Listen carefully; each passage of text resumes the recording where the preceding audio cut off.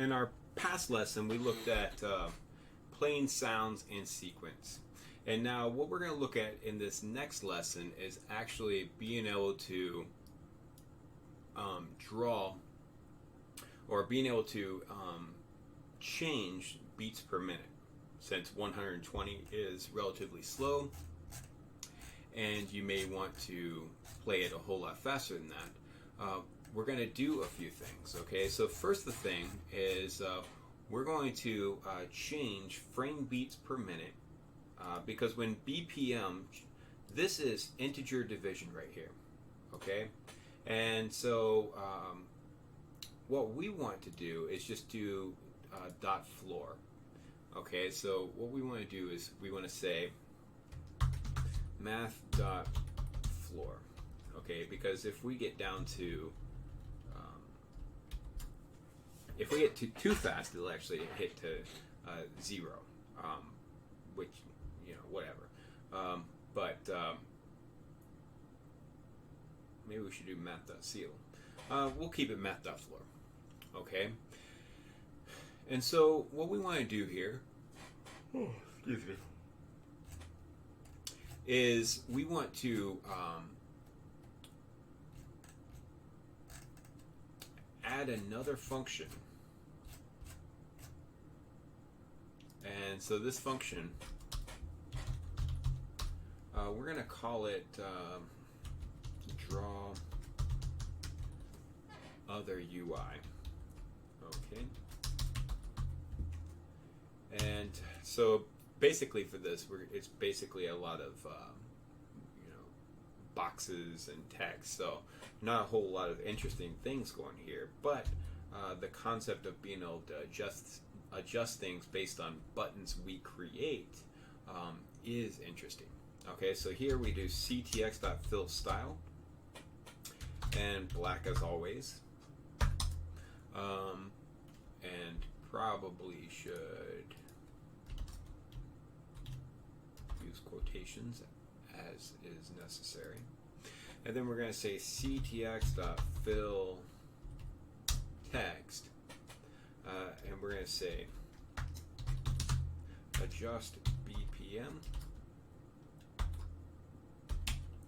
and we'll draw this at 50 over and 500 down.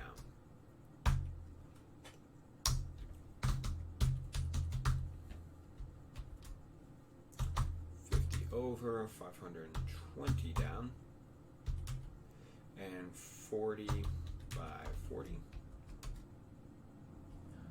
Got a few things wrong with this right here. And ctx.stroke.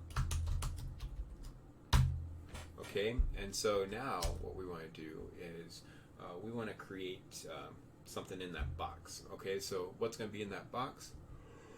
It's going to be a red minus sign, meaning that we're going to take away from BPM. Okay, so we're going to ctx.font is equal to 50px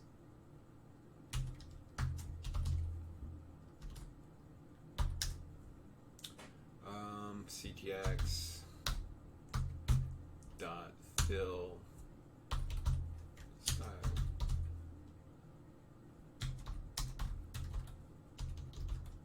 equals red, ctx dot fill text, and here we're just going to do a minus sign.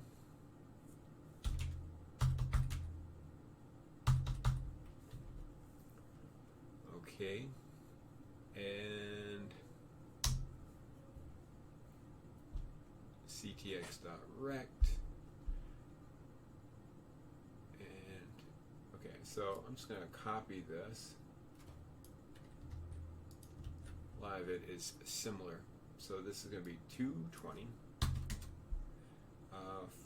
40 by 40, ctx.stroke, area green, a plus sign, and here we're going to say 225. Okay, And then what we want to do is we want to draw the current value of CTX or BPM. So here we're going to do that in black, and then this is going to say BPM. Okay, that's our current BPM, and we want it at 110. Okay, and so this just draws a minus sign, a plus sign, and the current BPM to the screen. But what we want to do is be able to adjust the BPM. So what we're going to do is using similar to what we used in the boxes above, is we're going to see if our mouse is inside that box when we press it. Okay, so we're going to say if x is greater than or equal to 50 and x is less than 90 and y is greater than or equal to 520 and y is less than 560. So if this is the case, they are the x and y is within the box. And what we're going to do in that case is we're going to say the current BPM minus equals 5. And just like we did before, we're going to have to reset the values of our x's and y's so that it does not constantly trigger this BPM. And we're going to say, sorry, my dog is scratching at the door, and I don't want to redo this video. So we're going to do that, and then we're going to actually change this frames per beat. So we're going to say frames per beat is equal to frames math.floor frames per minute divided by BPM. Okay, and so we're going to copy this if statement because we have another button, and our button over here is the plus button, so it's going to be at 220 and 260, and here we're going to do a plus equals 5, and the other stuff stays the same. So I'm going to save that. We have this draw other UI. We draw that stuff to the screen, and then if they are interacting with the button, we're going to do this. If they're interacting with the plus button, we're going to do that. And remember, if it does not happen in the draw function, it does not happen at all. So because we created this new function, we need to go ahead and put it down here. And we're going to say draw other UI. We're going to save that, and we are going to run it. Okay, so we see this happening, and I'm just going to do every other.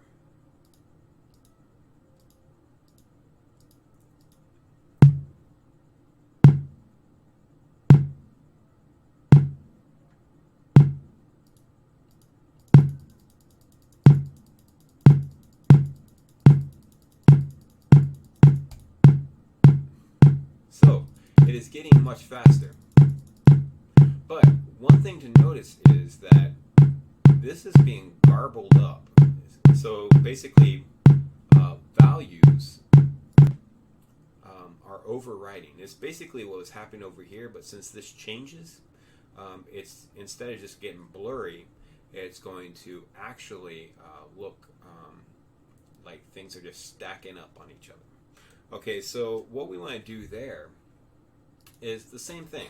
Okay, ultimately we want to fix that. So, but clear rect, and so this clear rect is going to start at 0, 450, and then it's going to go 800 to 220.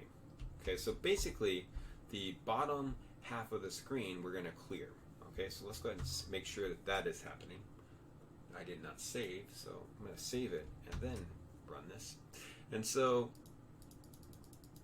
now when I click on my plus and minus button,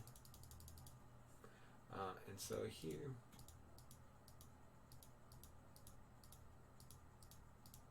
let's see what this does.